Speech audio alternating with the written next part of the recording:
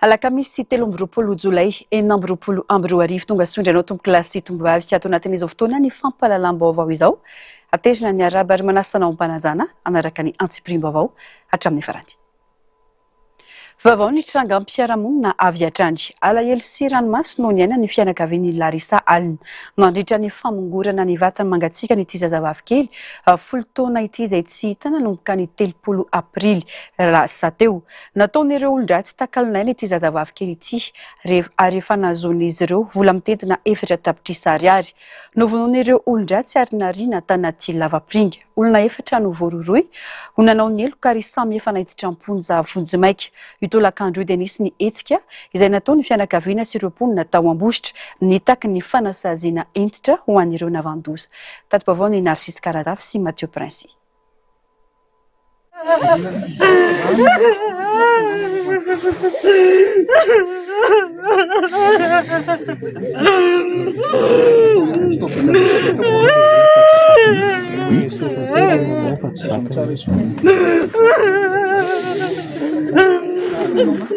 Telo volana tao aorian'ny fanjavonany Ramasy alahelo lalina no nandraisan'ny fianakavian'i Larissa ny vatana mangatsiaka no malariva iandrian'ny aina fifalintsovaly mavaka Larissa zazavavy 10 taona monina ao Vatovory Ambositra nisy nakankeriny tamin'ny 30 aprily enina amby roapolo sy roa arivo rehefa nirava avy nianatra. Tokony hiatrika ny fanadinana CEPE tamin'ity taona izy kanefa nisy nakankeriny efa nisy ny fikarohana nataon'ireo mpitandro filaminana tany an-toerana kanefa tsy nahita pahombiazana izany. Ny herinandro lasa teo nanapa-kevitra ny ampafantatra ny fanjavonany zanany ireo ray aman-dreny. Io sary sasakelika tsy mba mahita ny Larissa dia mba avereno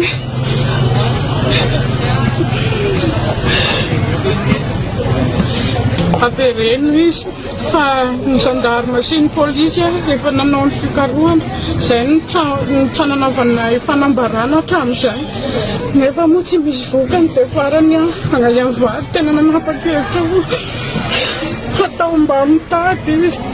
Olona 4 namoana havanina ny loza no nahiditra ponja vonjimaika ny Valome enina amby roapolo sy roa arivo tany am-Piandohana dia tsy nety niteriny toerana ny azonany an'i Larissa ireo 4 menadava sambotra ireo. No amarina ny ray aman-dreny izay no heverina fa Larissa moa zany le zaza dia no amarin'izy ireo teo fa zanak'izy ireo tokoa le izy. Raha tsy ahivina ny toetra raha ny 30 ny volana avril enina amby roapolo sy roa arivo raha andeha hianatra i Larissa dia tsy niverina tao atokantrano intsony avy eo ary nanao ny filazana zazavery ireo ray aman-dreny teo anatrehan'ny polisy pirenena. Rehefa nandeha fanadihadiana savaranandro rehetra teo anatrehan'ny polisy pirenena dia nahatratra olona 4 izy ireo izay natolotra ny fampanoavana avokoa ny andron'ny 9 ny volana May enina amby roapolo sy roa arivo. Ireo olona 4 ireo moa dia samy ninjeha ny fampanoavana ho nanao halajaza miaro fitakiana vola takalinaina. Nandritra ny fanadihadiana dia vehivavy iray no nosamborina voalohany atao aorian'ny fanarahana ny antso telefona nataon'ireo pakankeriny. Izy no nanondro lehilahy iray izay voalaza fa nampividy karatra SIM nampiasaina tamin'ny elokiny raha ny fanazavana. Omaly 2 amby roapolo jolay vao niaiky ny iray tamin'ireo lehilahy fa izy ireo no nanao ny eloka ka nanory ny toerana nandevenana ny Larissa. Rehefa nandeha kosa ny fanadihadiana teo anivon'ny mpitsaram-panao fanotorana dia nanapa-kevitra ny mpitsaram-panao fanotorana nanandrify ny raharaha amoaka ilay atao hoe délégation judiciaire ka nametraka ny raharaha koa ho ataon'ny gendarmerie pirenena indray koa ny fanadihadiana tao anatin'izay. Be dia be ny hetsika rehetra ara-paikady sy mahakasika fanadihadiana natao arak'izany ny réquisition, ny perquisition sy ny sisa maro. Teo ihany koa ny fiainona foana andreo voapanga izay voakasika sy ny vavolombelona ary ny ray aman-dreny ilay niara-ambona. Telo volana taty aoriana hita tao anaty lava-piringa iray tao amin'ny fokontany Fasimena Ambositra voalohany ny fatin'ny Larisa izay efa simba tanteraka araka ny fanazavana dia ny fitafiny sy ny volony sisa no namantara ny fianakaviana azy tsy ahivina fantako ontra 30 tapitrisa ariary ireo pakan-keriny taoriany nanjavonany ary efa nandoa 4 tapitrisa ariary ny iray aman-dreny naritra ny fifampirarahana saingy tapaka ny fifandraisana tamin'ireo olon-dratsy dia nivoaka tao anatin'ny izay famitorana izay ny fiekena ny voapanga voalohany izay fiekena efa nataony hatrany amin'ny polisy pirenena moa izy io fa ny filazana ny toerana nisy ilay zaza no tsy nety nivoaka tanatin'izay taty amin'ny fanadihadiana tao aorian'ny délégation judiciaire nomena gendarmerie kosa nefa tamin'ny androny androany dia mbola nitohy ihany ilay izy ary androany vao niaika ilay voapanga indray sy nanoro ny toerana nasiny an'ilay zaza izay nangalariny ary zao tsika tonga eto amin'ity toerana izao ary ny raha nahita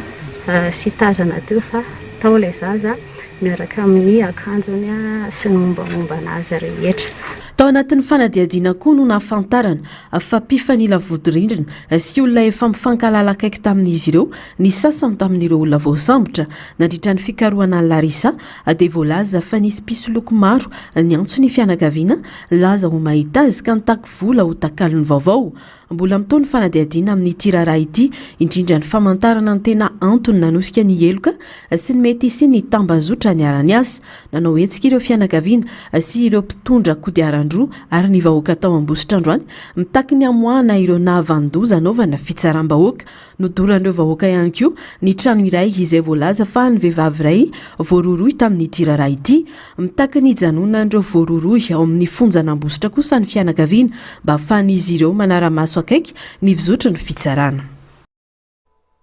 Eo amin'izay vaovaony trangam-piarahamonina izay ihany zazavavy kely iray no namonainy matina olona ny iray niteraka azy raha ny fitantarany ny fianakaviany androany. Tsy nisy nahatsikaritra ny zavananjo azy raha tsy efa narary ny tenany hoy ny fitantarana. Mbola niezaka niaro ilay raim-pianakaviana navandoza avokoa ny fianakaviany hoy ny fitarainana ary nilaza fa adala io rainy io ary manana taratasy manamarina izany. Miantso fandraisana ndraikitra manoloana ity tranga ity ny fianakaviana ilay zazavavy kely sy ny mponina teny Anosipatrana. Fanadihadiana.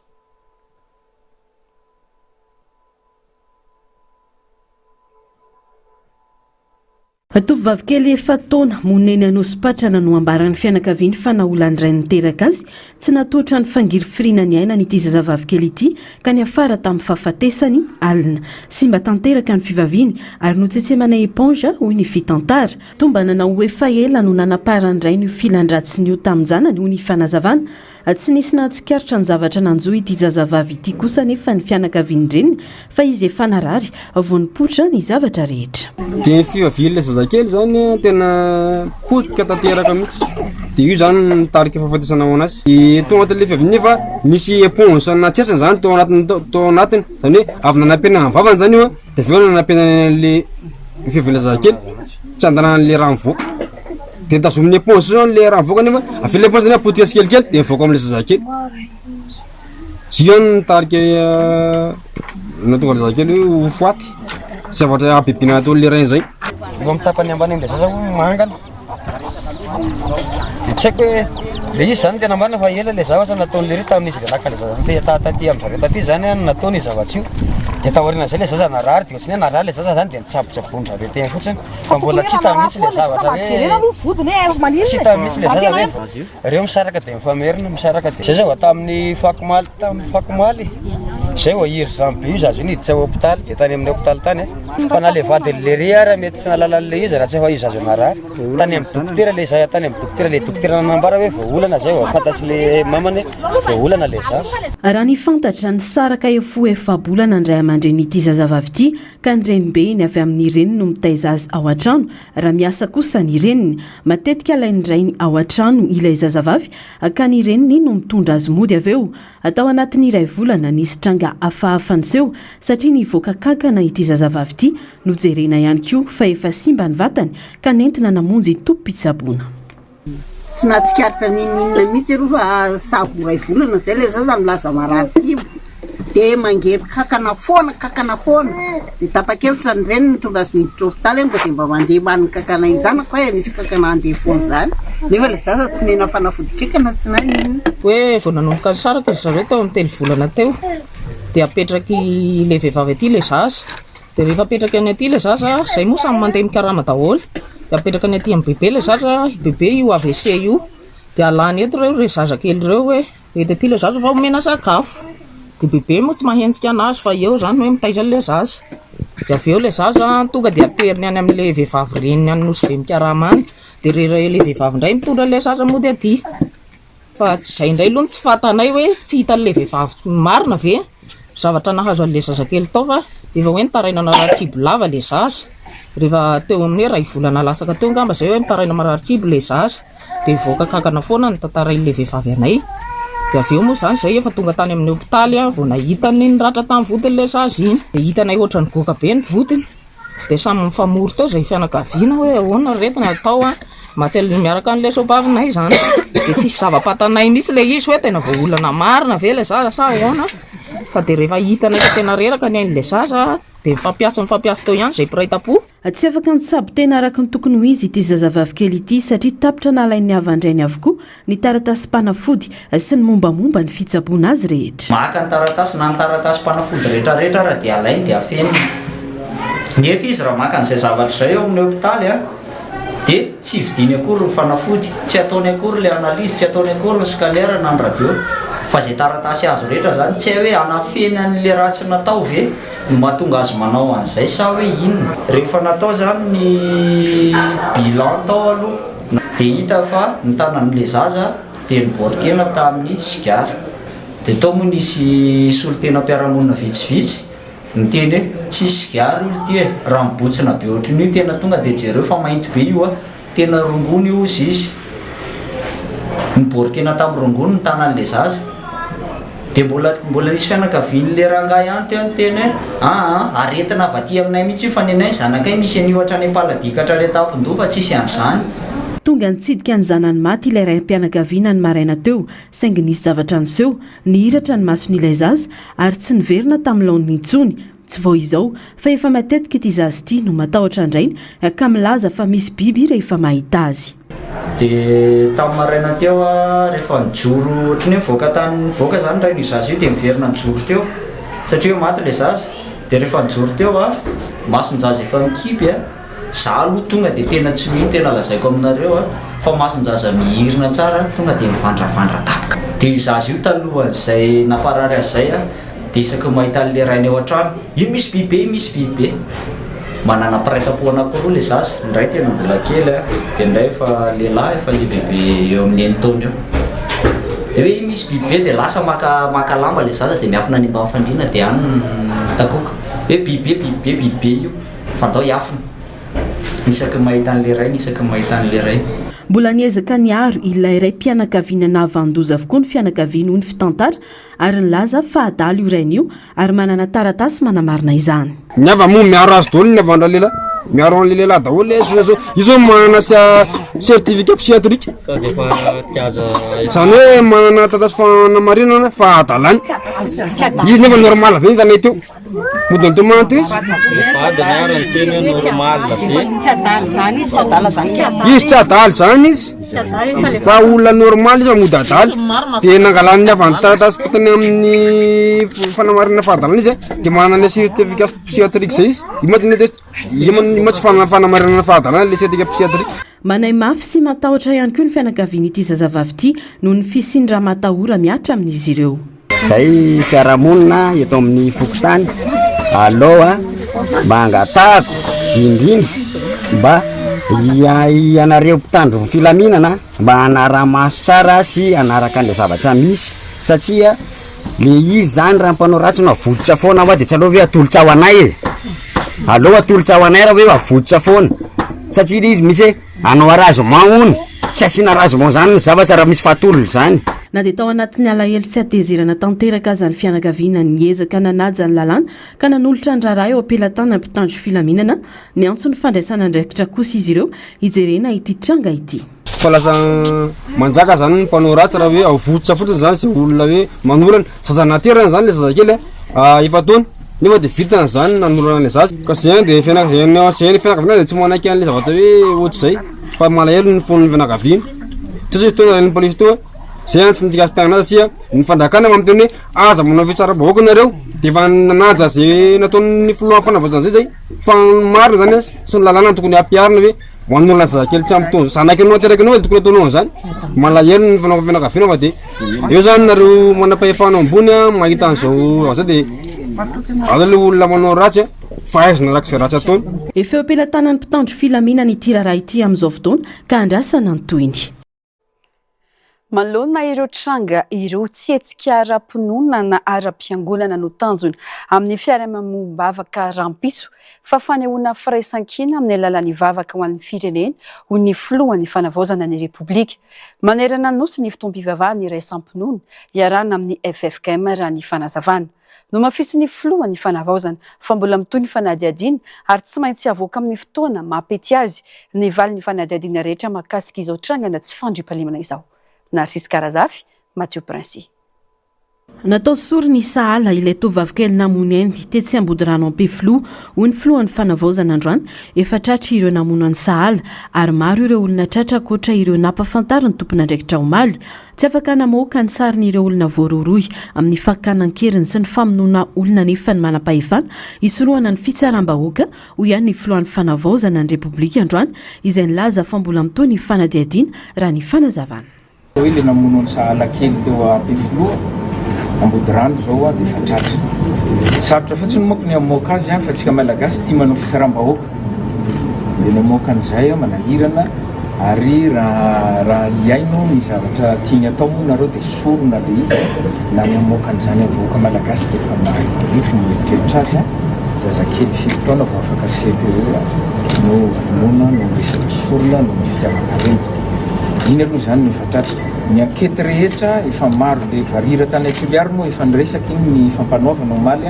efa misy olona tratra fa nalefa tia tsy afahy any amin'ny roapolo eo ngamba misany nanao an'ireny varira reny fa nefa Tananarivo de namono ny sahala kely aloha ny fatratra de ny ankoatran'izay mbola maro ny ankety mandeha amintsika miteny zao ary za mino fa tsy ho ela de mety hisy vokatra ary mety misy tsy ampoizitsika ngamba izy manao ny zavatra. Ankoatra izay manasa ireo olom-pirenena rehetra tsy ankanavaka ny filohan'ny fanavaozana ho avy anatrika ny fotoam-pivavahana ho an'ny firenena etsy amin'ny parvy Analakely Rampitsoma miantso ireo mpiandry ihany koa ny tenany mba ho avy ary anao akanjo mampiandry azy ireo. Deuil national moa zany Rampitso de mba manararaotra atsika mba mivavaka ho an'ny firenena mivavaka ho an'ny firenena Rampitso zao ny FFKM anao karazana fivavahana eo amin'ny parvy Analakely fivavahana iraisam-pinoana dia amin'ny mahafivavahana azy satria ny firenena mandalo fotoana hafahafa am'izao amin'ny zavatra misy io dia za zao de amaly miantso na iza finoana na iza fiangonana manao fivavahana ho an'ny firenena de mamaly antso za eo amin'ny fitondram-panjakana za zao de anatrika dia araraotiko eto androany fa hiakanjo ny akanjo mampiandry azy Rampitso ary manao antso avy amin'ireo rahalahy mpiandry anabavy mpiandry rehetra na fiangonana inona na fiangonana inona mba hanamafy handrakotra fotsy any parvy Analakely satria ny fotsy de lokony fahazavana. Nisy moa ny didim-panjakana navoaka ny filohan'ny fanavaozana ny Repoblikan'i Madagasikara ny kolonely Mikael Arendranirina Omaly milaza fa natokana ho androm-pisaona pirenena manerana ny Madagasikara ny Rampitsoma 4 Jolay 2024 araky ny didy andro tsy asana ny fandraisana karama ny Rampitso izay natokana ho fanomezam-boninahitra ireo niarambona tamin'ireo raharaha fankanan-keriny sy famonoana olona izay misy eto amin'ny firenena amin'izao fotoan'izao.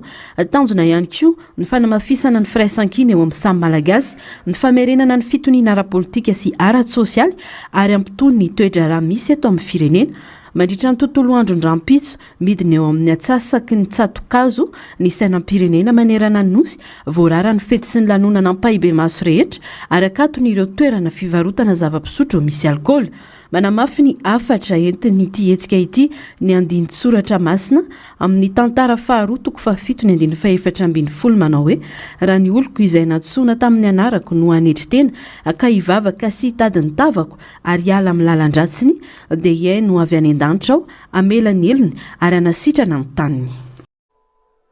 Ministera maromaro no miara-misalama ady amin'ny trangana alajaza sy fahaverezana ary famonoan'olona misy amin'izao fotoana izao. Izy valisoa omen'ireo olona tsara sitrapo manome vaovao mari-potitra ahafahana misambotra sy managary ireo tompon'antoka amin'ity raharaha ity raha ny fanazavana. Ankoatra izay dia manentana ny vahoaka malagasy ny fitondrana mba tsy ho mora andairan'ny tsao sy ny vaovao tsy marina izay miparitaka eny anivon'ny tambazotra an-tserasera. Fanampanazavana. Efa nisy hatramin'izay ny tranga alajaza saingy ny amafy kokoa izany nandritra ity volana jolay ity hoy ny ministra délégué misana ny zandarmaria amin'ny pirenena ny jeneraly Bama Marima manoloana ny firongatry ny trangana alajaza sy ny fahaverezan'olona. Araka ny antotanisy dia 200 ireo fitarainana voaray ka olona 570 no tafaverina tamin'ny fianakaviana 7 kosa no mbola karoina olona 9 no namony ainy izay samy nanana ny antony ka anisan'izany ny tranga mifandray amin'ny sorona ny valifaty ary ny famonotena. Nisy ny tsy fahitana olon-dehibe sy zaza na resaka teo anivon'ny fiarahamonina teto anivon'ny firenentsika. Efa nisy hatramin'izay izany fa ny mafy nanomboka amin'ny volana jolay. Anterina ny fombonam-po amin'ireo fianakaviana izay namoy havana sy tapaka. Raha ny tranga voaray tetỳ anivon'ny toerana fanaovana fanadihadiana dia nisy 200 ny fahaverezan'olona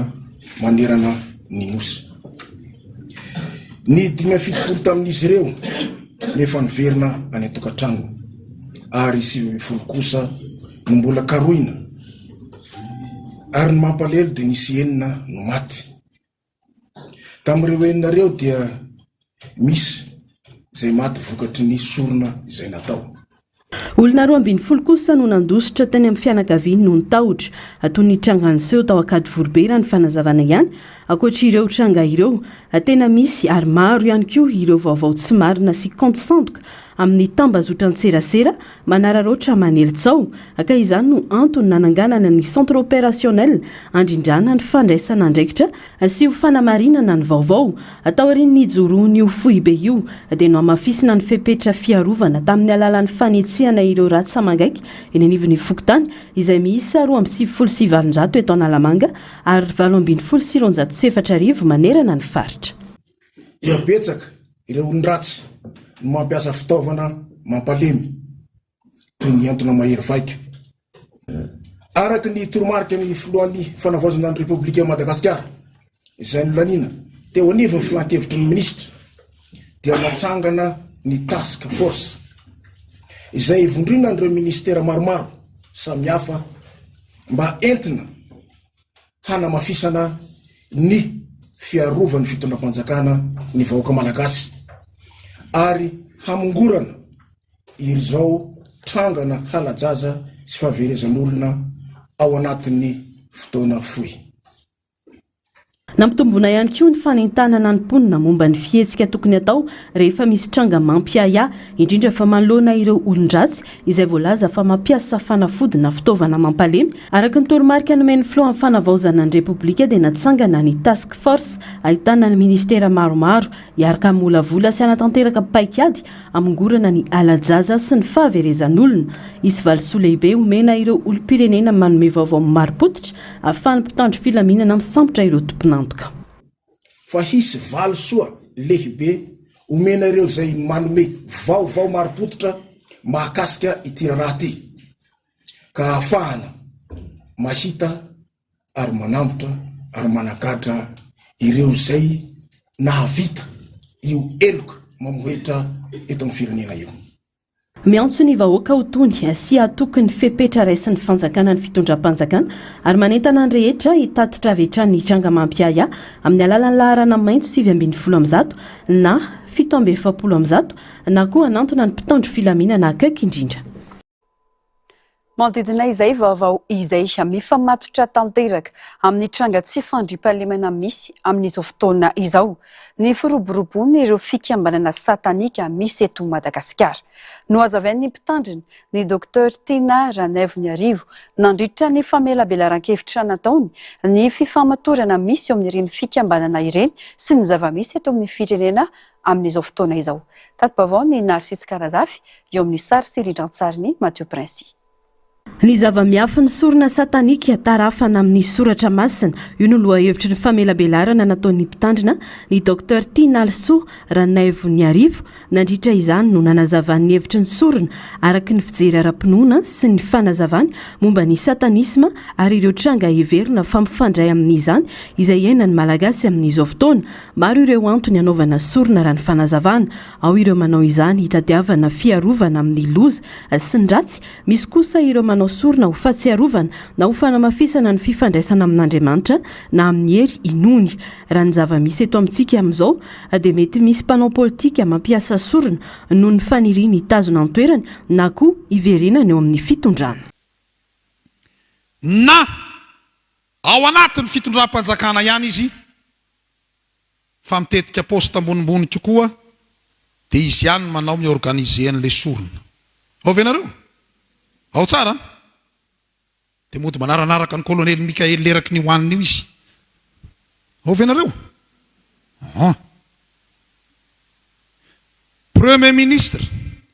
filoham-panjakana, mpiandry fa tsy milaza hoe rehefa izy mirala mianakireo no mitondra fanjakana dia anjely dolo no manodidina azy fa misy tandroko amin'ireo ary akaiky azy eo. Ao venareo? Ary misy firaisana tsy trombakombo ao resantsika rehefa avy eo. Fa ny anankiray faharoa, le raiky lasa rika io te hiverina eo izy da ampiasaina koa ny sorona dia tsy mampaninina koa mamono ny voaka malagasy mba hiverenana eo amin'ny fitondrana. Ao tsara venareo? Zay zany le faharoa dia manao sorona. Ary ny tena loza ary raha ohatra ka tsy mandaitra le sorona fa tsy masina tsara dia atao sorona ny vahoaka malagasy dia tezitra amin'ilay fanjakana dia miongana ho azy le fanjakana. Biby tsy misy kilema no atao sorona toy ny omby, ny ondry, osy, akola sy ny sisa fa tsy olona raha amin'ny fomba fisainana malagasy sy ny fomban-drazana. Tsy ao anatin'ny kolotsaina malagasy ny fanaovana sorona olona ho ihany ny fanazavana. Malagasy ny manao sorona vavaka dia fanamafisana ny fihavanana amin'ny zanahary sy ny razana dia alafady sy tsiny, fangatahana tsodrano, fangataham-pitahina ho amin'ny fahombiazana, zany ny anaovana malagasy sorona zany. Fangatahana fiarovana, fangatahana arena sy fahefana, mamonjy fivorian'ny zanakam-pelezana ihany ary am-piangonana. Alady fafiry moa ny anareo?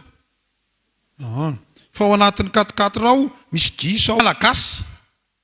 Biby tsy misy kilema, salama ny dikany, omby, osy, ondry, akola, tsara volo abogosy, tsara tare no atao sorona fa tsy olona, tsy olona.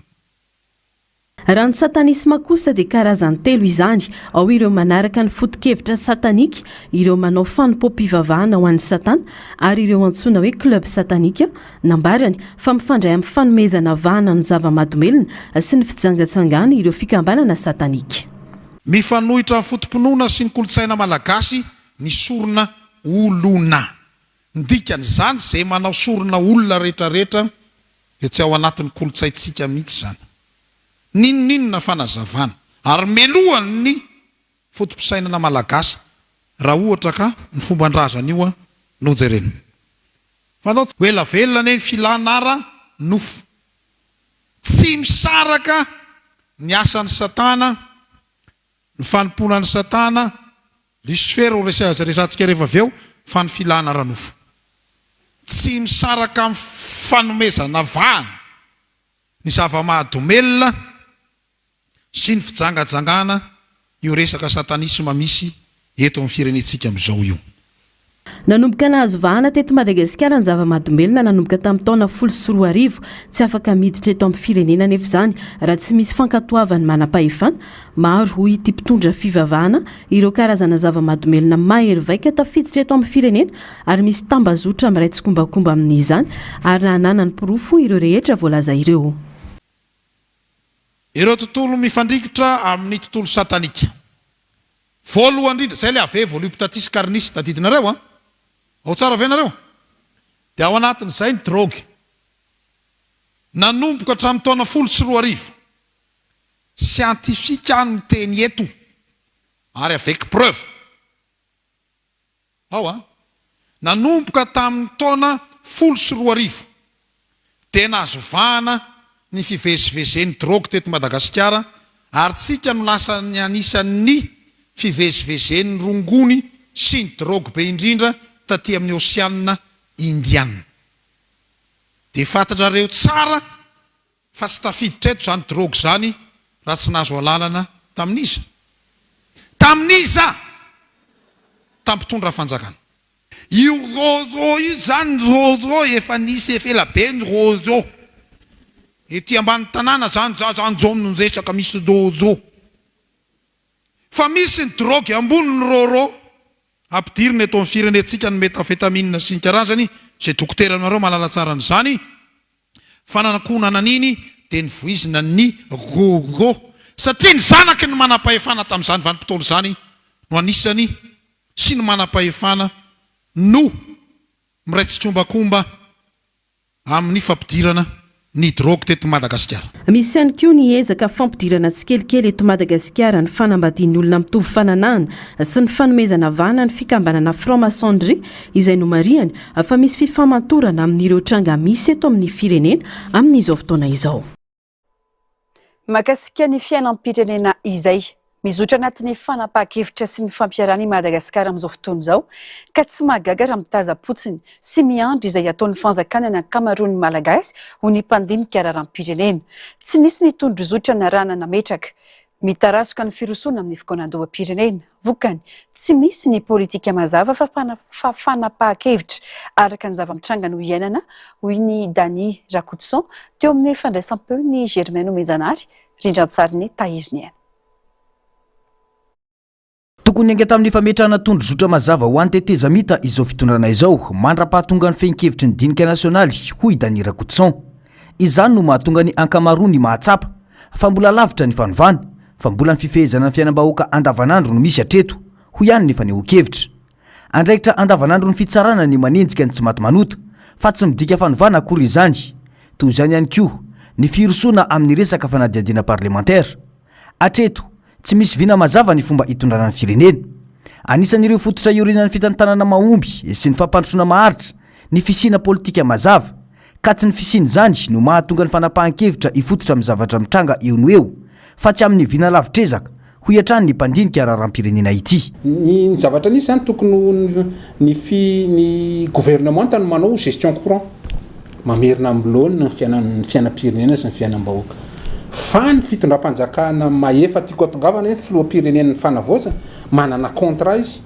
manana fifampiresahana tsara misy amin'ny vahoaka izy noho ny zavatra nisy hoe amerina anao ny concertation nationale dia tokony zany dia rehefa mandimako le concertation nationale dia zao miresaka tsika zao nyresaka tsy haiko hoe nyresaka fandriam-pahalemana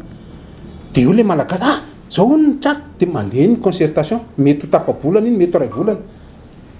voaka amin'izay hoe zao zany décision farany amin'ity zavatra ity rehefa naheno ny feo ny tsimbotry ny avaratra sy ny atsinanana ray aman-dreny ara-parany ray aman-dreny ara-drazana ny taranaka sy ny diaspora zao ny zavatra concertation farany amin'izy miditra ndretsika ahoana ny resaka fiariny fa rehefa tsy mazava le règle du jeu fa tataitra ianao dia aveo tapitapika eo ny tonga 14 dia lasa ridon'ireny gouvernement tary amin'ny Frantsa mampimeny zany tataitra ndao ianao an'izao misy an'izao ndatsika ifampiresaka amin'ny sovietika ndatsika ianao an'izao fa tsy mipetraka tsara le tena hoe resaka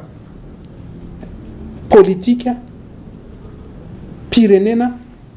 ivoarana na anavao zava-misy rehetrarehetra. Rehefa tsy mahita taridalana mazava ny vahoaka dia hitombo ny tsy fahatokisan'ny mpitondra sy ny andrim-panjakana. Izany dia mety hiteraka disadisa ara-politika, fifandirana ary hitsim-panoherana izay mety anakorontana ny filaminana sy ny fitoniana ilaina amin'ny fampandrosoana ho iatrany ny fanamafisana. Tadidio tsara fa tamina metraka ny lalam-pandrenana iny fitondram-panjakana dia nazava hoe tena tsara ny fampiresaka tany amin'ny mpanora masina rehetrarehetra fa ina ny zava-misy teoriana nisy navita tsy filoha-pirenena malagasy lasa filoha-pirenena fa manana taratasy vahiny vitandry zareo zany misy ina koa ny zavatra misy efa mifampiresahana zao fa misy fond anaovana ny anamboarana lalana nalaindry zalala e fond dikan'izay zany mila jerena tsara mihitsy hoe io concertation io a mila fotoana mila petraka aloha izy mila fampidiniana dia mila iainana raha misy mifanitsiana dia ahitsy hatrany miresaka fifidanana sy ny rehetrarehetra. Isan'ireo antoka lehibe ahafahan'ny firenena mandroso sy miatrika ampahombiazana ireo fanamby miseho ny fananana viana mazava politika maharitra ary fitantanana mifototra amin'ny tombontsombahoaka ho iatrany ity mpandinika raharam-pirenena ity. Tsy nisy tondrozotra ny fampiarana mitarazoka ny firosoana amin'ny fikonan-tom-pirenena vokany miaina toy ny isan'andro ny rehetra fa tsy mahita fiovana ho iatrany ny fanamafisana. Fepetra tsy azo idivirana amin'ny fahombiazana ny fanavaozana ny lalàna mifeny fisitrahana vaovao sy antotan-kevitra ho an'ny daholobe, ny lalàna fiarovana ny mpampaneno lakolosy ary ny lalàna momba ny fiarovana ny mpiarony zon'olombelona hoy ny firaisamonim-pirenena androany. Ny kato tena nivony antenimiram-pirenena antaonany maro zany no ny tsy fisiana marimaritra iraisana nandritra ny asam-bomiera indrindra fa mikasika ny pitsopitsony mifeny fivoriana amin'ny katotrano na ny huis-clos ho izy ireo. Tsy afaka miandry ela amin'ny fandanian'ireo lalàn'ireo intsony Madagasikara ho ny fanamafisana ka tokony hitondrahana fanazavana fotoana mbola azo anarenana ka ndanian'ireo lalàna misa 3 ireo ny fivoriana rapitaony ny antenimiram-pirenena ny volana oktobra ho avy izao ho iatrany firaisamonim-pirenena fanadihadiana. Efa 7 taona zao no namolavolana ny lalàna momba ny fahazoana misitraka vaovao any daholobe na ny LAICP tena nivony antenimiram-pirenena saingy nihitsika hatrany izany ho ny firaisamonim-pirenena androany. Mbola tsy afaka mitendraka izany Madagasikara hoe miady amin'ny kolikoly sy miany olo-pirenena raha toa ka mbola tsy lany ny lalàna momba ny fiarovana ny mpiarony zon'olombelona izay voasoratra anatin'ny EPU na ny examen périodique universel de Madagascar tany Genève. Io ihany koa ny volavolan-dalàna momba ny fiarovana ny mpampaneno lakolosy na ny loi sur les lanceurs d'alerte sy ny LAICP. Iankina ny fandrosoany rehetra nefa ireo lalàna ireo raha toa ka tafapetraka indrindra raha mikatsaka fanavaozana sy manoloana ny trangana tsy fandriam-pahalemana miseho. Tsy tokony andrasana ela ny fandaniana ireo lalàna ireo. Fotoana azo anarenan'izany fivoriana rapitaony antenimiram-pirenena ny volana oktobra ho avy izao. Tsika zany tsy afaka miteny mihitsy amin'izao fotoana izao hoe tena miady amin'ny kolikoly ary tena miany olo-pirenena raha toa ka tsy voafidy ireo lalàna ireo. Dikan'izany manana andraikitra raisina mafy be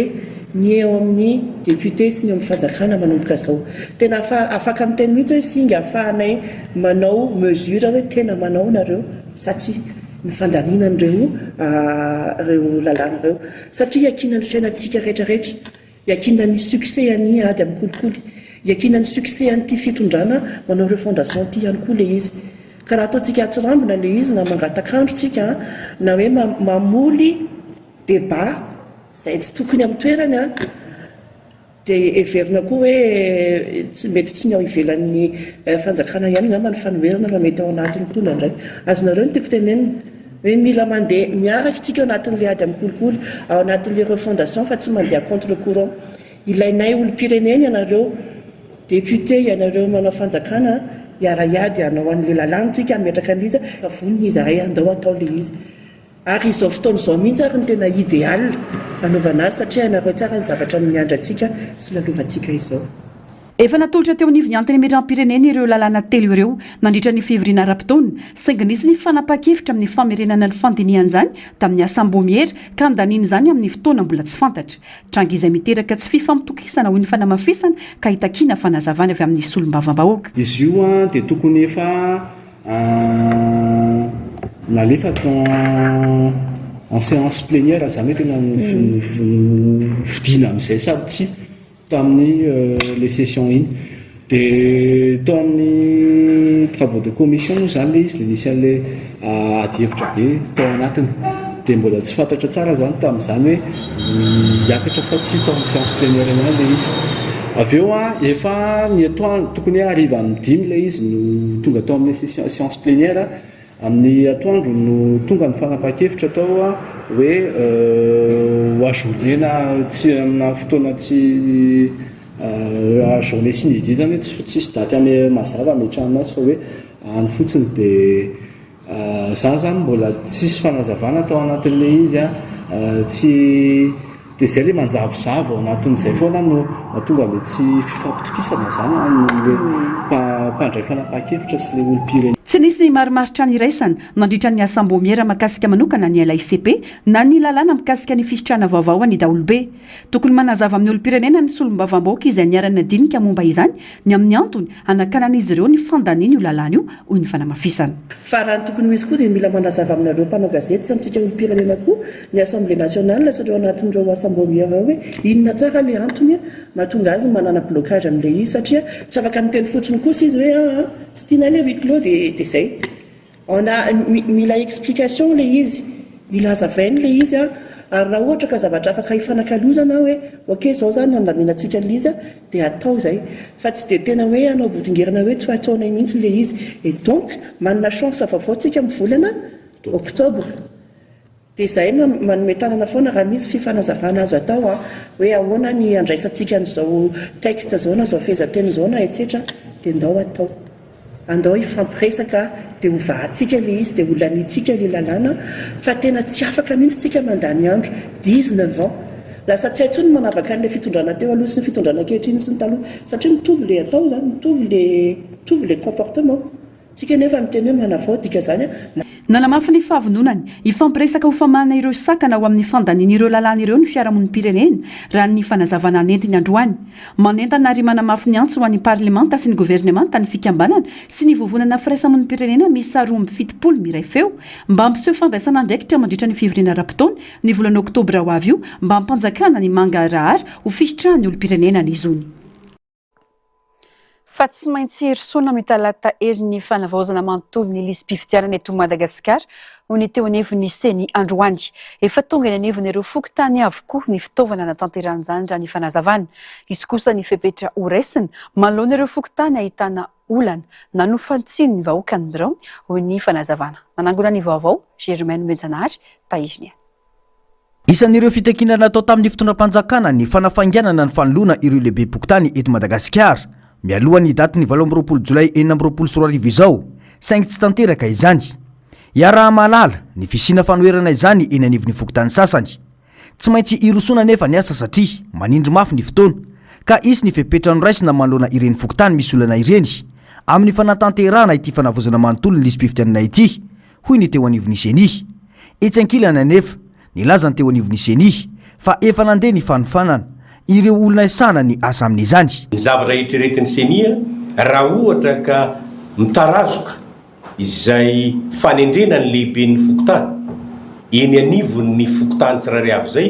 nefa ny asa fanavozana ny lisy-pifidianana tsy maintsy ho atao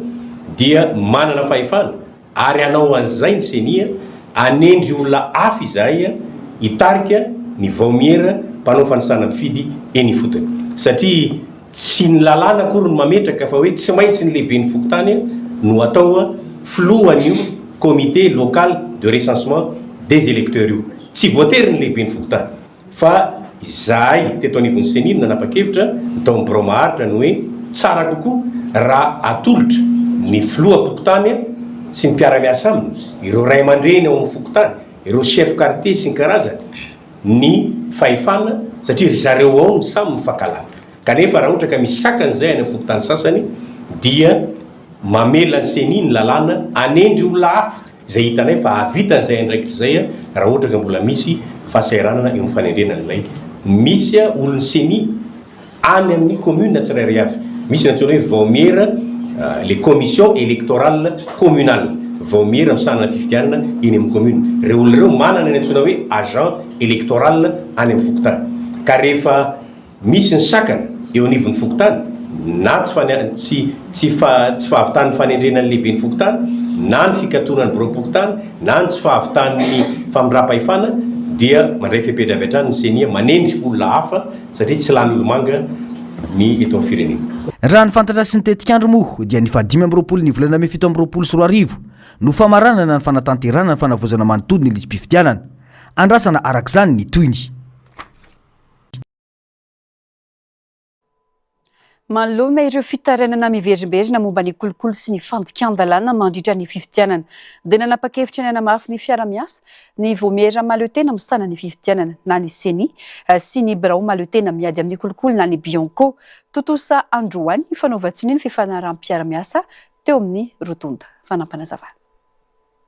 Iantoana fifidianana madio mangarahara ary ekendrehetra ny fifanaram-piara-miasa no soniavana androany raha ny fanazavana. Betsaka ireo tsy fanaran-dalàna mitranga teo amin'ny lafiny fifidianana ka antony ity fiara-miasa ity. Fotoana ny fanavaozana izao ka ilaina ny fahafantaran-drehetra fa hoentitra ny ady amin'ny kolikoly ara-pifidianana mba azahoana antoka fa tanteraka ao anatin'ny fahamarinana sy mangarahara ny fifidianana ho avy raha ny fanazavana. Ohatra seni ohatra mandray manana loharanom-baovao makasika ny hoe trangana kolikoly tany ho any dia anatin'ny engagement seni mampita zany ety amin'ny bianco. Dia ny bianco koa zany raha ohatra ka manana loharanom-baovao mahita fa misy zavatra tokony andraisana fepetra ao anatin'ny fikarakarana ny fifidianana ataon'ny seni dia mampita an'izany ihany koa any amin'ny seni no andraikitra ny bianco. Zany hoe raha fitiniko zany le izy tsy mifantoka fotsiny ihany amin'ny resaka hoe fampiarana ny lalàna le application de la loi na le resaka poursuite resahanao teo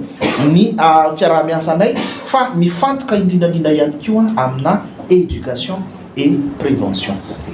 Rehefa kolikoly no hitondranao ny raharaha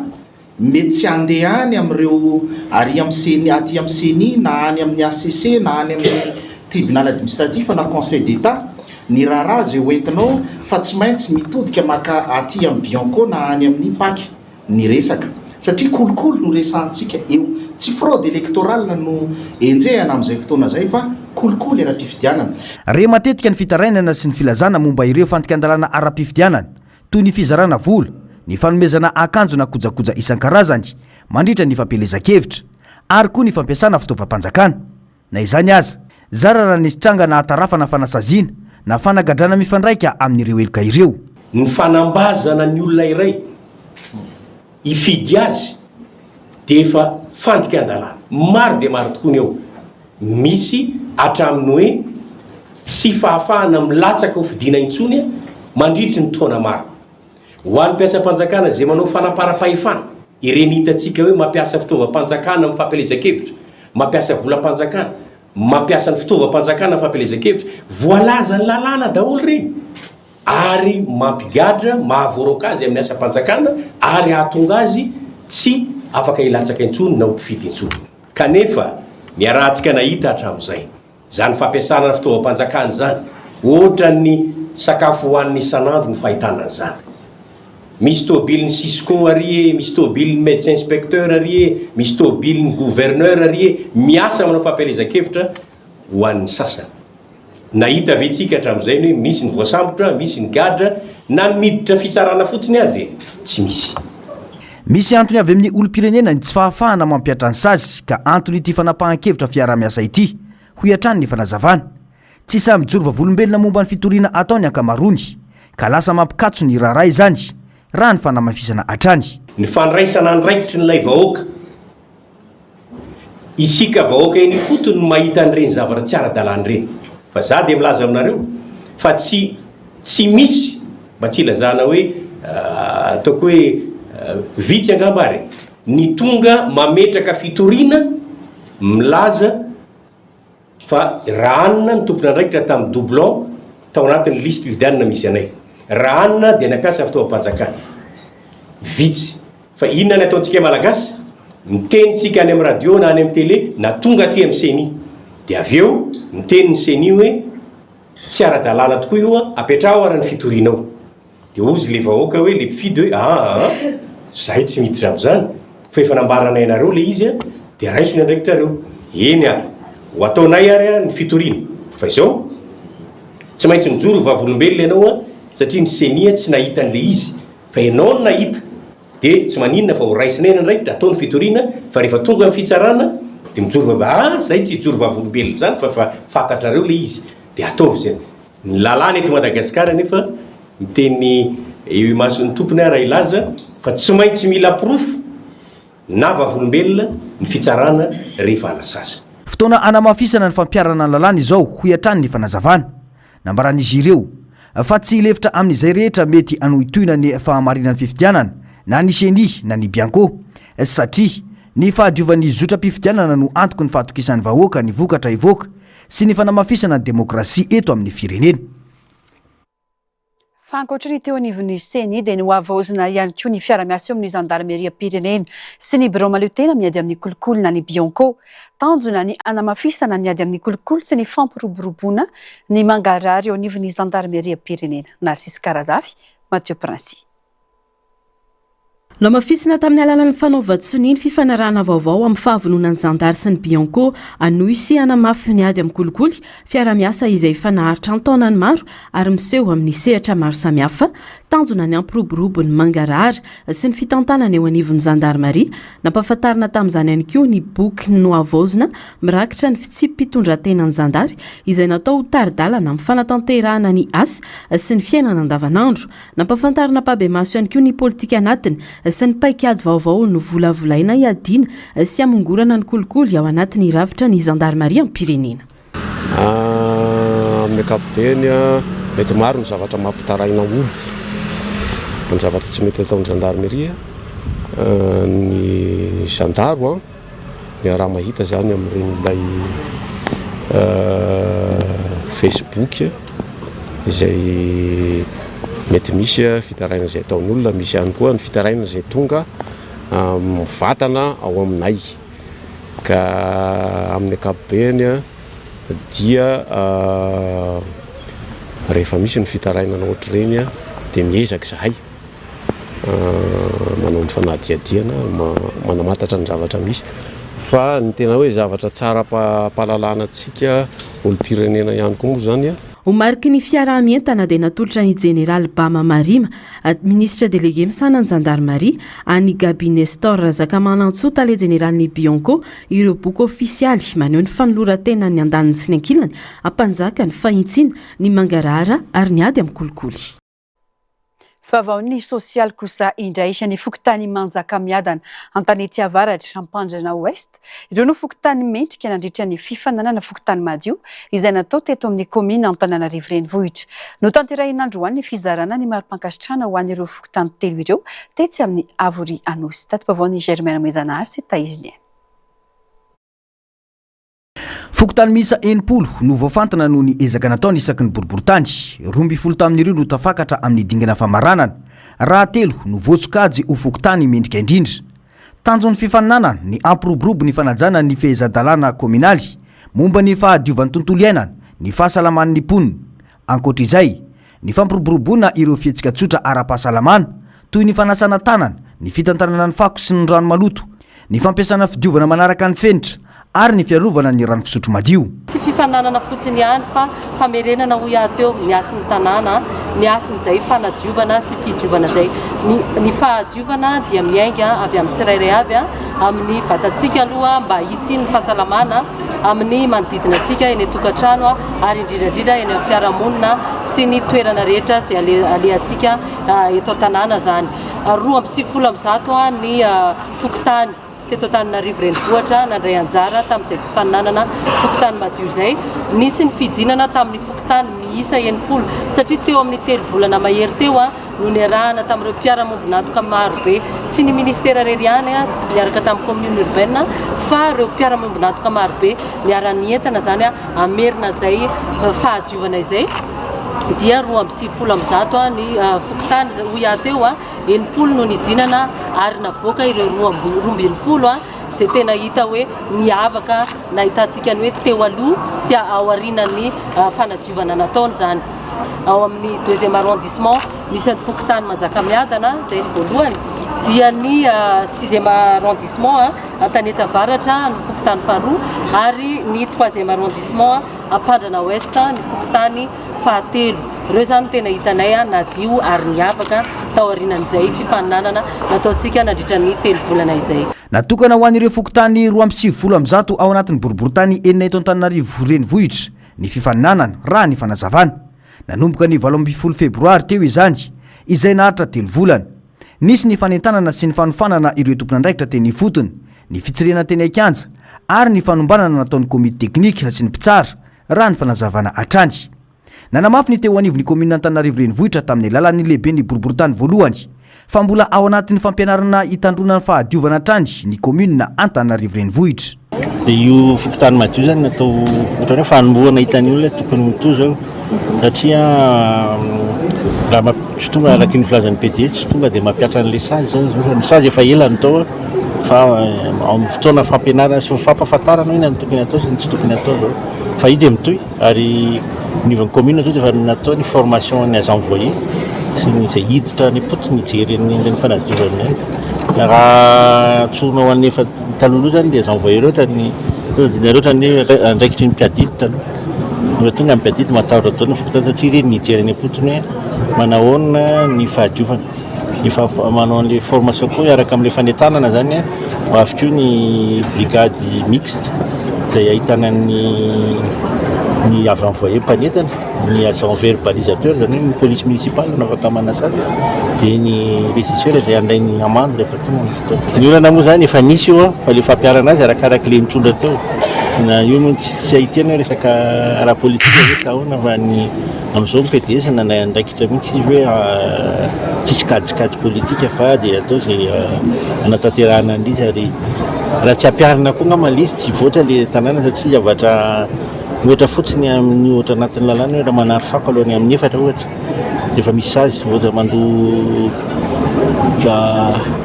10,000 ariary raha ohatra raha ka mbola mihoatra an'izay dia 2 alina ariary 10 alina ariary misy azy ohatr'izay efa tsy ampiliana amin'izao dia mampianatra dia ny mandoto pipi sy mikakainy an-dalana ireny misy azy mafy mihitsy mbola tsy nampiarina natratra zao zay indrindra boriboritany voalohany dia lasainanao asa iombonana izy asaina fafana izy dia manadio izy. No tanterahina androany moa ny fizarana mari-pakasitrana ho an'ireo fokotany mendrika tamin'ny fahadiovana teto Antananarivo ireo. Nanamafy ny ministry ny rano sy ny fidiovana ary ny fahadiovana fa hotohizana any amin'ireo komina hafa ny hetsika fa fanombohana ihany izao natao teto Antananarivo renivohitra izao. Fanamafisana ny fanofanana arak'asa sy ny fiarovana ny mpianatra no lalam-pameana apetraky ny ministera ny fampianarana teknika sy ny fanofanana arak'asa. Fefanaova-tso ny mpiara-miasa miisa roa no tanterahany ministera androany tetsy Ampeflo samy singa lehibe amin'ny fanatsarana ny kalitaon'ny fanofanana arak'asa sy ny fanovana tokony apetraka ho an'ity ministera ity, ny fananana mpiasa mahay sy ny fiantohana ny fiarovan'ny mpianatra raha ny fanazavana. Germaine Menjanary sy Taizy Anatrany. Mpisehatra amin'ny asa fanamboarana trano na mason miisa 50 no isitraka fiofanana arak'asa amin'izao andiany voalohany izao. Tanjona ny fanamafisana ny fahaiza-manao n'ireo mpandray anjara mba hahafahan'izy ireo manatanteraka ny asa ampahombiazana sy manaraka ny fenitra takin'ny sehatra ny fanorenana. Mandritra ny fiofanana dia hianatra ireo teknika sy ny fomba fiasa manaraka ny fenitra amin'ny asa ireo mpiofana ireo. Ampitombo ny traikefa sy ny fahalalana ananany izany ka anamora ny fidirany amin'ny tontolon'ny asa na anatsara ny asa efa iandreketany hoy ny ministry ny fampianarana teknika sy ny fanofanana arak'asa. 50 aloha dia ny ministra zany no tsy mijery an'izay dia avoazany iny mimitatra foana zany zay ao anatin'izay. Zay zany tsy ionina fotsiny isika amin'izay maçonnerie zay koa fa mbola betsaka ny fiara-miasa azo atao na fa amin'zareo na fa amin'ny mpiara-miombina antoka hafa satria ny gasy dia malaza mihitsy amin'ny asa tanana fa voafetra ihany le izy amin'ilay hoe lova zay noraisina fa tsara hafa ihany mianatra hafa ihany ny miofana fa malala zavatra kokoa anao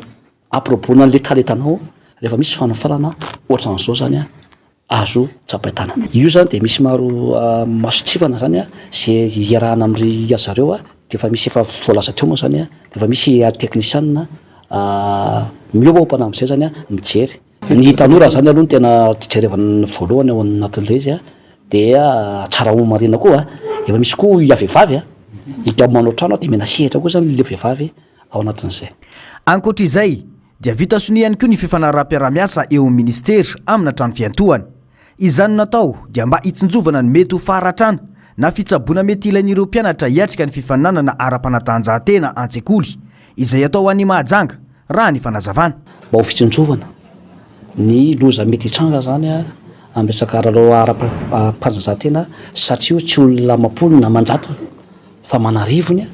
satria ny mpianatra maneraka ny faritra rehetra eto Madagasikara dia any Amazingady daholo zany amin'io, ary miaraka amin'ny fianakaviana maro. Dia zay zany no tonga hoe misy ny assurance sika zay afaka miantoka raha misy zany eny ambony kianja zavatra mety fandomana ohatra mihoatra ny fefy raha sanatria dia zay ny ilaina ny assurance. Tena tsorona amintsika aloha fa tamin'ity zany vonisy zay fiara-miasa zay dia sady fiara miombonantoka izy no fanatsarana ny zavatra zay tokony hoatsaraina zany dia tsy maintsy atao. Zaho eto tsy kritika ny lasa ntsony amin'ny rehetrarehetra fa hita aloha ny tenanay dia zay le fanavaozana mitondra fanavaozana ho an'ny ministera mba hitondra zavatra tsara kokoa ho an'ny mpiasan'ny ministera indrindrindra ho an'ny mpampianatra sy ny mpianatra sy ny mpandrara.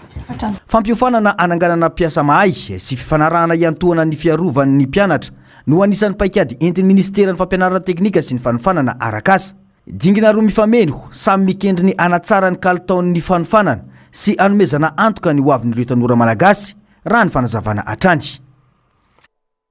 Eo amin'izay vaovao ny fampianarana izay tsy misy fiatoana fa hiomana sady amin'ny fiatrany tapany faharoa amin'ny fanadinana baccalauréat ireo mpiadana sokajy teknika. Mbola misy 7 ireo taranja nadinana anatin'ny efatrandro ifarana ny 3 Jolay ho avy izao. Nizotra tampilaminana ny fanadinana tamin'ity herinandro ity ary tsy niova tamin'izay fepetra noraisina tamin'ity herinandro ity ny amin'ny fanadinana ho avy raha ny fanazavany eo amin'ny sariny ny artanjona. Tapitra androany andiany voalohany ho an'ny fanadinam-panjakana azona ny mari-pahaizana baccalauréat professionnel et technologique hiditra amin'ny dingana faharoa ny mpiadana ny herinandro ho avy izao ary aritra efatrandro zany izany hoe ifarana ny 3 Jolay eny anivon'ireo fitoeram-panadinana manerana nosy. Nitovitovy tamin'ny taranja kapobe no natrehan'ny mpiadana tamin'ity herinandro ity. Ifantoka amin'ny tena taranja arakaraka ny sokajy manokana ho azy ireo ny mpiadana tsirairay manomboka amin'ny herinandro ho avy io ao anatin'ny sokajy teknôlôjia sy ny fanofanana arakasa. Tsy misy fialan-tsasatra fa tsy maintsy miomana hiatrika ny fanadinana. Mafimafy kely le izy amin'le zay manko fa sady manao BEP no mitohy baka dia mafimafy kely izy fa vita sama tsara ihany. Amin'ny arivo moa zany dia tsy maintsy manao révision kely foana. Le izy moa zany tsy tena hoe révision be intsony fa efa mandamindamina sy mametrapetraka fotsiny. Fomba teknika anazy aloha dia io zany samy manana masarotra anazy sy ny mamora anazy fa zany hoe mila fiomanana fotsiny le izy. Vita aloha izy zay dia miandra ny tapany faharoa indray. Ny tapany faharoa matière teknika satria zay maha teknika anay dia mila tsy maintsy mivonona foana ny saina, mila mianatra lesona fotsiny dia zay satria le izy base. Matière zao tena mpanampy eo amin'ilay teknika dia matière de base ohatran'ny hoe technologie de restauration zao satria zay manao restauration salle dia zay ny tena mila enarana maso. Raha ho ana manokana zany efa vonona mila tsy maintsy mamerina foana foana. 7,7 sy iray alina ireo mpiadana sokajy teknika tamin'ity taona ity. Niakatra 12 isan-jato zany satria nanodidina ny 7,7 zany tamin'ny taondasa. Misy 9,7 sy iray alina ny mpiadana hiatrika ny fanadinana baccalauréat professionnel, 13,7 ireo mpiadana baccalauréat technologique izay mitsinjara amin'ny foibe mpanadinana misa 9 manerana nosy. Sy atrasa enina no hita ao anatin'izany ary mizara amin'ny sokajina asa misy 9 ho an'ny baka pro. Sy atrasa 3 mizara amin'ny sokajina asa 3 kosa ho an'ny baka tekno. Nizotra tampilaminana ny fanadinana ho an'ny teto amin'ny LTP Ampeflo tamin'ity andiany voalohany ity. Nisy any ireo tranga vitsy saingy tsy nisy fiatraikany tamin'ny fanadinana izany ary voasoroka mialoha tamin'ny fametrahana lamina sy fepetra. Savaina tsirairay avy ny kandida tsirairay avy dia raha sanatria mbola nahitana telefona dia naverina tsy maintsy averina any ambavahady iny zany any amin'izay anaovana anazy ihany. Dia raha ohatra izay ka tsy nisy moa zany raha sendra hoe mafilo le mpiadana ahitana telefona anaty salle dia misy mesure hafa moa fa tsy nisy teto aminay zay zavatra zay. Ny fanadinona convocation sy ny taratasy reny misy reny fa reny zany jerena le ankizy hoe ao anaty fiche individuel ve izy dia raisina ihany aloha izy rehefa ao anatin'le fiche individuel fa ny épreuve manaraka izy tsy maintsy mitondra ny mombamomba anazy. Mahatratra 7,7 ireo mpiadana teto, 12 tsy tonga niatrika ny fanadinana, tsy nisy kosa ny fialanandaharana. 3 ireo mpiambina ny efitra ny mpanadinana tsirairay. tsy hisy fiovana ny fepetra raisina amin'ny andian'ny faharoa amin'ny fanadinana fa hitovy amin'ny teo aloha ihany satria ty examen-mpanjakana dia tsy maintsy mafy foana izay amin'ny fepetra raisina tsy maintsy matotra foana izay amin'ny fepetra raisina dia mitovy ny tamin'ity ihany fepetra raisina zany amin'ny herinandro manaraka iny tsy tongatonga ho azy ny nidirana na nisy safidy anao baka teknika ho ireo mpianatra fa efa nomanina mialoha anampibetsaka amin'ny fianarana tao ao aoriana fa indrindra anamora ny fitadiavana asy izany ho ny fanazavana satria izy manokatra lalana kokoa vetivety kely dia mahazo asa vetivety kely dia tsy mitrainina be zany ohatra hoe mavita baka dia mbola farina hoe anao inona sa mbola afaka tonga dia miasa efa manana dia ina zao mba ny anazy zao ny eritreretiko anao an'le bateau croisière ao amin'ny teknika azy dia zany safidiny anao restauration salle dia zay zany le ilaina any amin'le bateau croisière dia zay ny fidianako an'le izy ye moramora ahitana an'le asa le izy fa tsy maintsy mandalo amin'ny stage ihany aloha zay vao miasa aoriana izy nanomboka 3e dia efa lina tamin'le resaka restauration dia lasa lina dia nanao le izy koa sady to dia miditra amin'ny sehatry ny asa zany dia zay ny tena nitiavako anazy ho an'ny baccalauréat ankapobeny na dia andro fisaonam-pirenena aza ny rampiso dia mitoy ny fanadinana ka hiatrika ny taranja fanatanjahantena antsoratra sy ny SES na ny science économique et sociale ireo mpiadiny pejy ny fahasalamana kosa indray maro ireo trangana aretina mandritra ny vanim-potoana ny ririnina sy ny fiovany toetrandro misongadina amin'izany aretin'ny taovam-pisefona ka ilana fitandremana sy fisoroana mialoha hoy ny mpitsabo miainga avy ao an-tokatrano sy sambatan'olona ny fiarovan-tena tsy ho mora anderany aretiny fadina ihany koa no manao dokotera tena hisoroana ny mety isina tranga fahasarotany fanadiadiana eo amin'ny sariny ny aritanjo miatrika mivantana amin'ny toe-pahasalaman'ny olona ny fiovan'ny toetrandro indrindra amin'izao vanim-potoana mangatsiaka izao misongadiny any aretin'ny taovam-pisefona izay manomboka amin'ny sery sy ny kohaka ka mety ho tonga ny amin'ny fahaseporana ho ny mpitsabo tsy mifidy taona fa mety azo nisy kady taona rehetra izany saingy lasibatra kokoa ireo olona marefo toy ny zaza miainga ao tokatrano sy ny sambatan'olona ny fiarovan-tena ilaina ny fahadiovan'ny vatana ny ao an-tokatrano sy ny manodidina rehetra ho ny fanamafisana ny trano hipetrahana aloha dia tokony ho azo rivotra sy azo miandro tsara dia ny trano tsy tokony hivovoka diovina matetika zany tsy tokony maimbolao tsy tokony be entana be na be fanaka be indrindra fa amin'ny efitra amin'ny fatoriana ny ambanivohitra indray miara mipetraka amin'ny biby any ambany ny komambonina sy ny omby dia ny olona ty ambony dia ireny tena mampikoaka satria le fofona biby avy any ambany zany sady mampikoaka dia ny akanjo moa zany tokony mafana raha maromaro sosona na tokatsosona dia ny akanjo anaty indrindra mikasika amin'ohatra tokony amin'ny kotona landy azo satria mitroka ny atsembohana rehefa mafana koa manafana rehefa mangatsiaka ary koa rehefa mafana andro dia tena tsy mafana koa zany antoka iray azona fahasalamana ihany koa ny fandanjalanjala ny sakafo hohanina ka tandrovana adio sy iovaova ary ho maro loko izany ny rano tsy adimy foana misotrano na mangatsiaka ny andro aza adimy fa ilaina foana mindrano ny rano sotrotsika le ampangotrana foana dia ray litatra eo zany ny rano sotrotsika amin'ny ankapobeny ny sakafo tokony maro loko maro karazana dikan'izay zay tsy nasongadina manokana zany ny voankazo ny anamaintso na ny le sakafo anamantirena akoditeo tsika karazany maromaro mila hoany isan'andro satria ireo no mampiakatra ny herifiarovatsika dia ilaina koa fampiasam-batana na dia tongotra dia efa mety ampatanjaka tsara ny avokafoka sy mifanajahana amin'ny akapobe fa tsy avokafoka ihany moa zany sady matsara toromaso matsara fandavanankanina no mahasalama zany manatitrantitra ny mpitsabo fa vaolana mety indrindra ny fanantonana dokotera rehefa misy tranga mampiay amin'ny fahasalamana isoroana ary ifadina ny manao dokotera teny isoroana ny mety isina tranga fahasarotana ka mety hitatra zavatra hafa indray raha ny famitamba avao ny meteo ia malefaka ny varatra aza ho any rampitso tombanana ho menaraka izany manerana nosy ankoatra ny any afony atsinana ny Madagasikara izay mety isorana kely indraindray vinavinaina anankiroatana ny toetrandro any amin'ny faritra atsimo nosy kosa ny fandalovan'ny rindrandraona ao atsimo Madagasikara Antsirabe 4 degré celsius ny mari-panambany indrindra ary 5 degré celsius ny ambony. Antananarivo 2 hatramin'ny 3 degré celsius. Mahajanga 7 4 degré celsius. Ankoatr'io tombanana ho mafy no fitsikony rivotra ny amorontsiraka atsimo andrefana sy atsimo nosy no ny tsioka atsimo. Hatratrava 20 kilometatra isan'ora ny amafin'ny rivotra manomboka ny sabotsy amin'ny alatsinainy ho avy izao. Iteraka fasarotany fifamoivoizana na farendriana-dranomasina sy ny fikorotana ny asa fiarena andavanandro zany raha ny fanazavana. Manoloan'izany nahazo fampitandremana amin'ny loko mavo Morombe hatrany Taolagnaro. Maresaka avy any ivelany lalsipatry ny fanafian'ny Iran ireo toby ahitana fototra avitrasa iankina andavanandro mpiainany mponina ao Koweït mbola tsy niana eritreritra toy izao hoe ity firenena ity avokany nampirosika ny mponina ampiaina ny fantsifana ny gouvernemanta ho fiantonana mety ho vahaolana manoloana izao toy zavatra izao fanadady. Miaina ao anaty tebiteby ny mponina ao Koweït noho ny fahapotehan'ireo fototra avitrasa toy ny famokarana herinaratra ny an-toerana. Lasibatra ihany koa ny toeram-pamokarana rano izay iankina ny andavanandro mpiainan'ny mponina vokatry ny fanafiana iraniana ny alatsinainy lasa teo.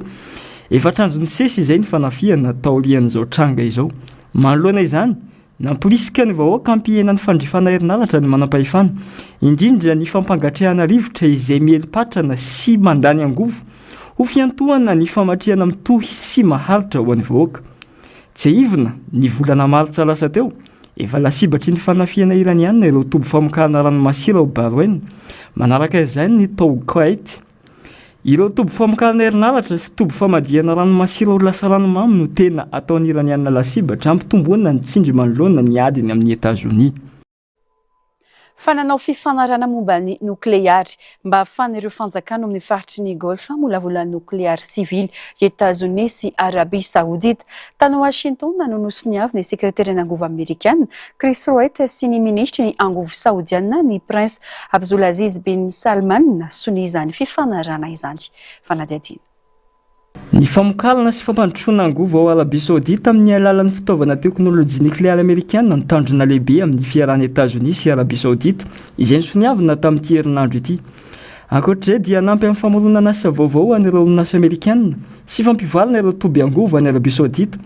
Eo koa ny fampidirana ny teknika ny uranium ary ny fanamafisana ara-geopolitika toy ny fifandraisana ara-toekarena sy ara-miaramila eo amin'ny États-Unis sy Arabie Saoudite. Miampy ny fampihenana ny fampidirana ny firenena hafa toa ny Sina na Rosia ao amin'ny tsena nukleary saodiana. Betsaka nefa no maneho hevitra sy mitsikera satria ahina hitera-doza ho an'ny faritra sy toerana efa tsy milamina ity fiarahana ity. Hamadranana ny fampalalam-baovao toy ny mahazatra ny tranga hafakely hoentina aminao mity an'ity ny dragon bleu sy ny délicate arch aroary. Ny dragon bleu an-dranomasina na koa amin'ny anarana sientifika hoe Glaucus antlaticus dia voasokajy amin'ireo biby gastéropode pélagique. Biby malefaka indrindra mandady amin'ny kibony mirehefa eo amin'ny elanelana 3 sy 4 cm eo ny halavany. Mena sy mitsingevana malalaka eny amin'ny ranomasina na amin'ny ranolalina ny dragon bleu fa tsy mipetraka any amin'ny faritra ambany na mifikitra amin'ny vato. Rehefa eny ambony ranomasina mampiasa ny tapany ambany ho toy ny fanafenana amin'ny biby pirembeny amin'ny rivotra izy ary ny lamosiny manga mamirapiratra toy ny fanafenana amin'ny biby piremby an-dranomasina. Mihinana zava-mananaina misy poizina toy ny lehilahy mpiady poltiose izy. Mitahiry ny sela manindrona antsoina hoe nématociste ampiasainy ho fiarovana izany. Ny délicate arc no vavahady voajanahary malaza indrindra any amin'ny faritra andrefan'ny États-Unis. Ny mpikaroka scientifique French Bequid nandinika io faritra io tamin'ny taona 360 no nanome anarana ofisialy azy. Ao amin'ny vala-javaboary nasionaly arc Aouita no ahitana ny délicate arc. Mitsangana eo anoloan'ny tendrombohitry ny Lasalle ka mahatratra 20 metatra ny havony ary manana lavaka mirefy 410 metatra sy 410 metatra ny sakany. Ny forona io zava-mahatalanjona voajanahary io vokatry ny fikaoka sy ny fiovan'ny toetra ara-jeolojika tsikelikely nandritra ny antapitrisany taona lasa maro teo amin'ny sosona vatofasika iray antsoina hoe Antkada Sandstone. Tsy toy ireo vavahady vato voajanahary hafa fa mitsangana irery, tsy mifandray mivantana amin'ny vatolampy. Izany no anisany mahatonga azy ho miavaka sy manome endrika ho toy ny hoe manohitra ny herin'ny sitony tany. Tapitra ny fampalalam-baovao tombo kilasy tombovavy mankasitraka ianao nanaraka izany hatramin'ny farany. Mametraka ny mandra-pitafindray tombo kilasy tombovavy.